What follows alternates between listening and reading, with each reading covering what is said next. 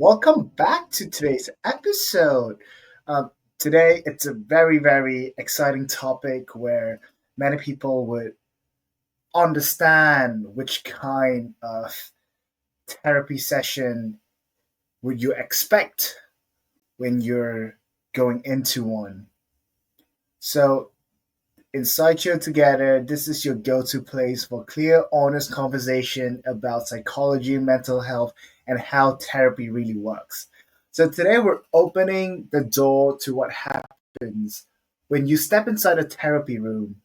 Whether you're going alone, with your partner, or with your family, no advices here today, no stories about which therapy is best, just the facts, what the therapy room looks like, who leads the session, and how the therapist behaves differently in each different settings. I'd like to start with imagine walking into a small, quiet room. You may see a soft chair or a couch, tissues on the side table, maybe very gentle light inside there. Just you and your therapist. Welcome to individual therapy. Here, the session revolves around you. So, at the beginning of your journey, the therapist may guide the session for a little bit. They open with questions, create structures, and set the tone. They're responsible for your emotional safety. They might start with by asking what brought you here today, or what would you like to focus on to set a clear intention on today's therapy session. But very soon, you might expect the balance to shift, becoming you leading the session. You choose what to share, when and how, so the therapist follows your pace, always watching for the moment you need space or support. Here's an important fact that many might not know. The therapist has not just one shot to earn your trust in this relationship, because trust builds over time, but they may have only one shot to shift your perspective during a session. A carefully chosen question or reflection might open a door you didn't even realize was closed. So, this is the power of individual therapy. It's in its precision and personalization. It's about walking beside you, helping you see things from a new angle, and holding a space for growth. So usually there's no like one-way mirror in individual therapy rooms. This kind of observation is rare and mostly reserved for specialized training clinics or hospitals. When it happens, clients are always told beforehand. The idea of a one-way mirror was developed decades ago by training pioneers to allow supervisions to observe and guide without interrupting the therapeutic flow.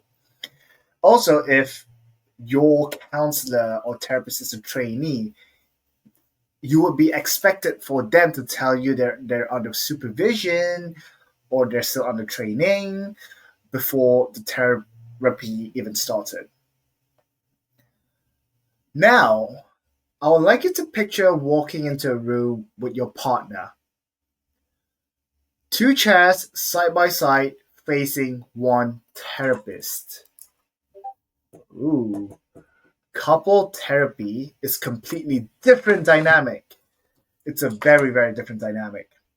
The focus is not on either individual alone, but on the relationships between you.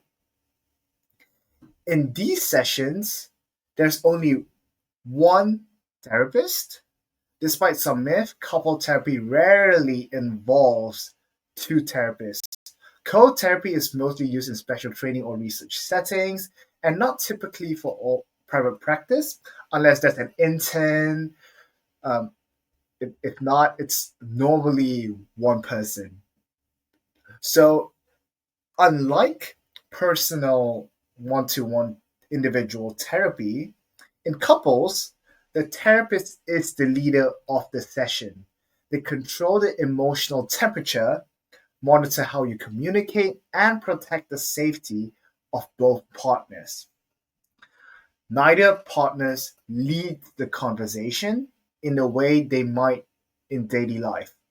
Instead, the therapist ensures that both voices are heard fairly and guides you to new ways of relating. The room is usually private, no one-way mirror or observation team here. Privacy and trust are crucial. Unlike family therapy, there's no phone or outside supervisor chiming in during the session. Sessions can feel intense. The therapist might pause an argument, and you might expect them to slow down the conversation, or when there is misunderstanding or communication, or maybe one side of the room is more rude or attacking, that you could expect the therapist to say something like, mm, what do you really mean when you say that? Or can you tell me what you heard your partner says, to unwind the miscommunication and to understand each other's perspective more. So the therapist is not there to judge or take any sides. They are there to act as a neutral facilitator, so, helping the couple recognize patterns and find new ways to connect. In couple therapy, is it tends to be more expensive than individual therapy, not because of longer time, but because the therapist is managing two emotional systems at once, and it's like navigating complex dynamic in a single session. And the third one is family therapy, and this introduces even more complexity. Imagine a room with multiple family members, parents, siblings, maybe grandparents. Here, the session might be led by two therapists working as a co-therapy team. This allows multiple perspective and helps manage the complex emotional system. You would see one therapist might actively engage with the parents while the other focuses on children or siblings. Then they switch roles. The division of attention reduces the risk of triangulation when one family member allies with a therapist against another. Family therapy sessions often take place in specialized training or clinical settings where a one-way mirror may be installed. From the inside, it looks like a mirror. From the outside, supervisors or trainees observe without being seen. This system was developed by pioneers like, if I'm not mistaken, I think it's Salvador Minuchin. In I think it's in the 1970s as a part of like a structural family therapy. So the mirror allows for real-time observation and feedback without disrupting the session. Sometimes the therapist would receive live input through a landline phone, which is very interesting in the room. The supervisor calls quietly to suggest interventions or point out patterns as they emerge. The therapist might pause the session and say, I'm going to try something different now, based on the feedback that they received. Now, here's an analogy to understand co therapy in family work. Imagine a family invites a guest to stay over a weekend. That guest blends in and shares meal. Notice how you all interact, becoming a temporarily family member in a way. Now imagine another guest is outside watching through a window, noticing things the first guest might miss. They don't interfere but quietly support.